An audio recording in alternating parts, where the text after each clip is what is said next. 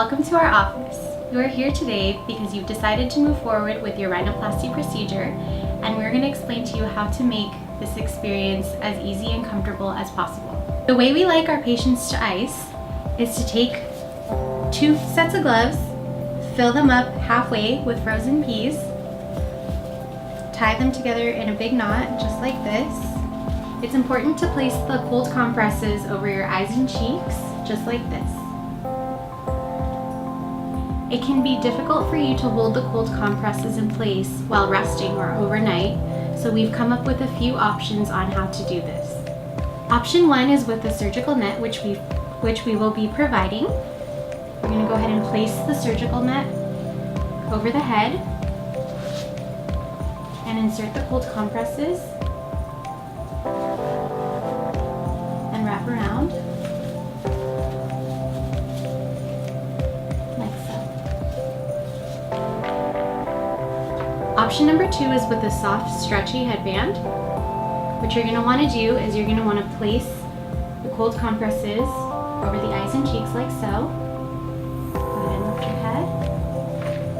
You're going to place the headband around the cold compresses, right on the top. Head elevation is an important part of the recovery process. It's very important that patients keep their head above their heart at all times. When resting, we ask that patients keep their head elevated at least a 30-degree angle.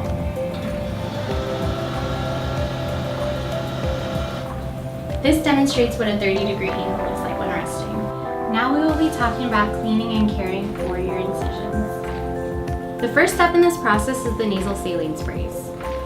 The way we'd like you to use them is every 2 to 3 hours, and the correct way to use this spray is to insert the applicator into your nostril, pointing towards the back of your head. It's very important to remember not to point the applicator up because the spray can just shoot back down. We would need you to spray it towards the back of your head, a couple sprays on each side, and you may even feel it go back into your throat, and that's okay. The second part of this process is the hydrogen peroxide. Most patients will experience crusting or dry blood post-operatively. We would like you to clean these areas, the areas inside the nostril and on the incision.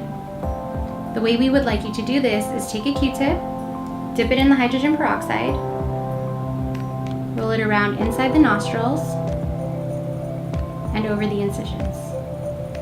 This will fizzle away and remove some of the crusting. You can also take a dry Q-tip after and dry the areas that are still fizzing. The next step in this process is the bacitracin ointment. Keep in mind this is only for patients who have external incisions. Patients who have external incisions will be able to tell because there will be blue sutures at the base of the tip or around the nostrils. The way we would like you to apply this ointment is to the sutures directly. So it'll be at the base of the tip, in the corners of the nostrils, or around the nostrils. These incisions need to be kept moist at all times. If you're experiencing severe congestion after your procedure, you can use afro-nasal spray to temporarily relieve you of the congestion. We don't recommend using it for more than 2 days, and if you decide you'd like to use it, the way we'd like you to use it is to insert the applicator into the nostril, pointing towards your eyeball, spray, wait 5 minutes, spray a second time, wait 5 minutes, and spray once more. You should start to feel some relief, and if you'd like, you can use it in both nostrils, or if you decide you can just use it in one. Keep in mind this does not take the place of your nasal saline sprays. If you decide to use the Afrin, keep in mind that you still need to use the nasal saline sprays every 2 to 3 hours. All of this information is in the packet that we provided you with, so please read through the entire packet. I'm going to go over some quick information with you. I'm going to talk about our rapid recovery diet. We recommend that patients stay on a high protein, high green leafy vegetable diet at the time of recovery. It's also very important to stay away from salty foods. Salt causes swelling and can prolong the healing process. There are a couple of things that we'd like you to avoid after your procedure for 1 month. The first thing is exercise. It's very important to keep your heart rate low after your procedure and not overexert yourself. Always keep your head above your heart and when bending over, make sure to bend at the knee and not below the waist. It is important to avoid wearing sunglasses or glasses after your procedure, but you can wear contacts.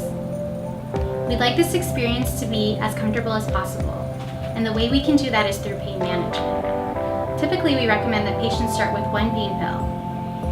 If the pain is still intense after 30 minutes, you can increase to another half. You can continue this process, but please do not exceed 2.5 pain pills. A side effect most patients experience from the pain medication is constipation. Every time you take pain medication, you should also be taking a dose of stool softener. The one that we recommend is Colace. The other 2 medications that you need to start the night of surgery are your antibiotics and your Medrol dose pack. Your Medrol dose pack must be taken as directed, but on the first night, you would need to take the entire first row. Again, all this information is included in your pre-op packet. Please read through your pre-op packet before your pre-op appointment with us and write down any questions you might have, and we can answer them during your pre-op appointment. Try to remember that good healing comes from positive energy, so keep your spirits up and enjoy your week off.